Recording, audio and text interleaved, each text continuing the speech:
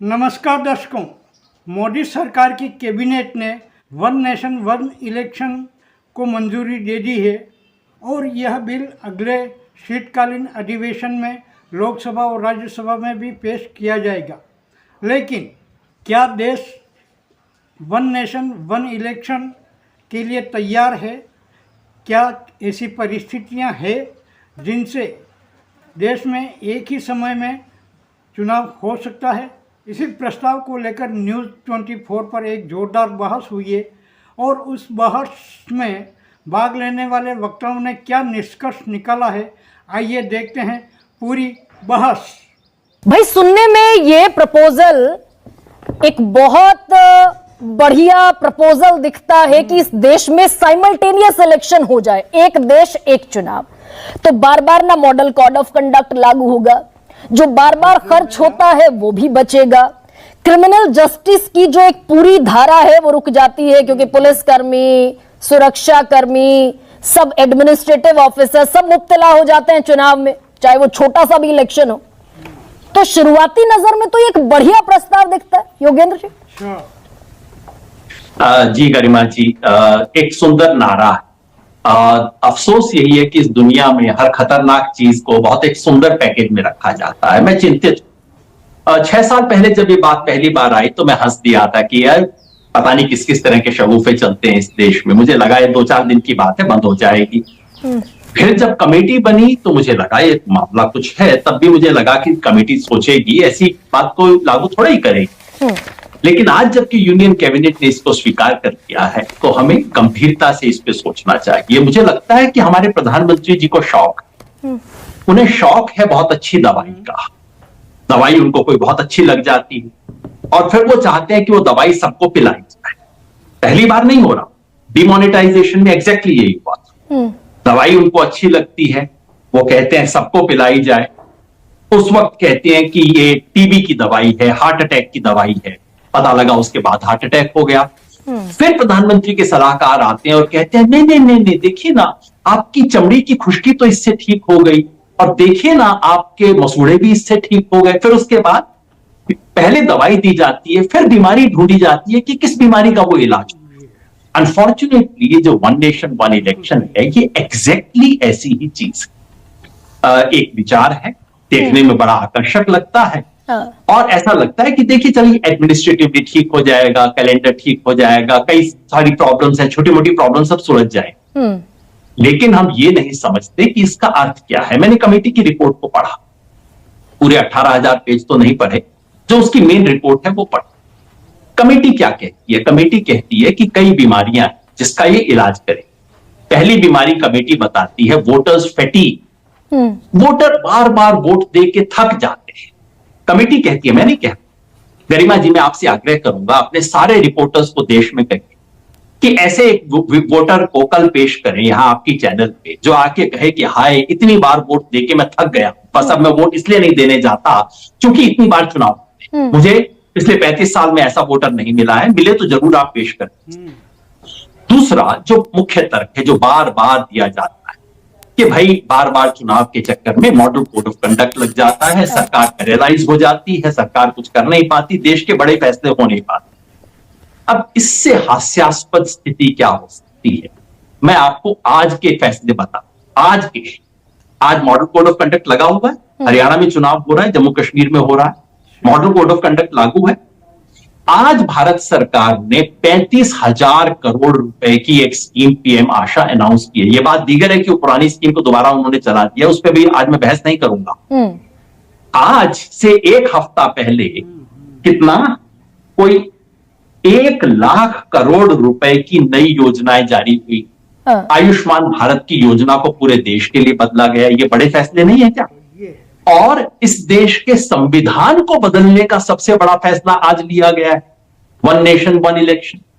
और मजे की बात है कि वो फैसला आज लेने के बाद आज शाम 7 बजे वो लोग कह रहे हैं कि हाय हाय कोड ऑफ कंडक्ट के कारण हम फैसले नहीं ले पाते। नहीं, अरे आज सुबह आपने क्या किया? एक छोटा सा इंटरवीन करते हुए सवाल मैं आपसे पूछ रही हूं। 2014 की बात है ये, और ये बाकायदा लॉ कमीशन की रिपोर्ट है, लॉ कमीशन का आंकड़ा है। 2014 में लोकसभा इलेक्शन जब हुए थे तो इकलौते, आपने क्योंकि हरियाणा का जिक्र किया, हरियाणा में खर्च हुआ था 29 करोड़ रुपया, और फिर 6 महीने बाद जब हरियाणा के असेंबली इलेक्शन हुए तो 33 करोड़ 72 लाख रुपया खर्च हुआ। तो टोटल कितना हो गया? तकरीबन 60 करोड़ रुपया हो गया।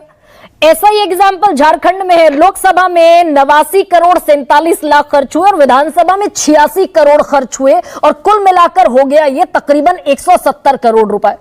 अगर साइमल्टेनियस इलेक्शन होता है तो खर्च आधा हो जाएगा।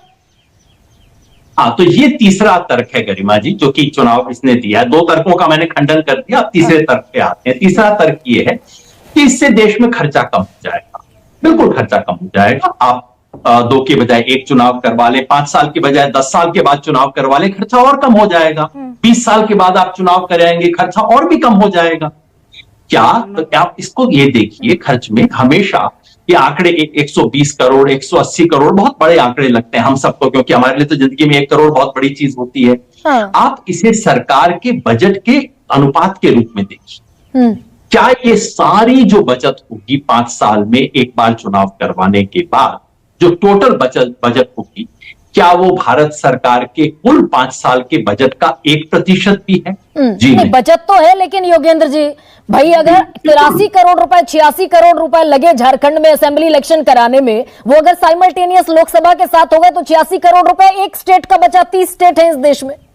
गरिमा जी, मैं वही कह रहा हूं कि हमें देखना होगा बजट का अनुपात, बचत जो हुई है उसका अनुपात क्या है और उसकी लोकतंत्र के लिए कीमत क्या है। जैसे मैंने कहा, आप 5 साल की बजाय 10 साल में एक बार चुनाव करवा लीजिए, बहुत बचत हो जाएगी। क्या हम वो चाहते हैं? हम नहीं चाहते वो चीज। पंचायत और ये लोकल बॉडीज के, म्युनिसिपैलिटीज के इलेक्शन ही बंद करवा दीजिए, बहुत बचत हो जाएगी। क्या हम वो चाहते हैं? नहीं चाहते, है ना। तो इन चीजों को एक अनुपात में देखना होगा। जो दिक्कत है कि इसकी, ये बिल्कुल एक साधारण, फिर मैं उदाहरण देता हूं आपको। अगर ये कहा जाए कि मैं दिल्ली के अंदर देखिए ITO की ब्रिज के ऊपर बहुत ज्यादा ट्रैफिक हो जाता है, ट्रैफिक जैम हो जाता है। अब इसके कई सॉल्यूशन हो सकते हैं। आप एक्स्ट्रा लेन खोल दीजिए, कुछ विस्तार कर दीजिए, एक नया ब्रिज बना दीजिए। मगर कोई आके आपको कहे कि हम ऐसा करते हैं कि यमुना की डायरेक्शन ही बदल देते हैं, ना रहेगा बांस ना बजेगी बांसुरी, तो आप क्या कहेंगे? भाई साहब, तबीयत तो ठीक है, क्या सोच रहे हैं?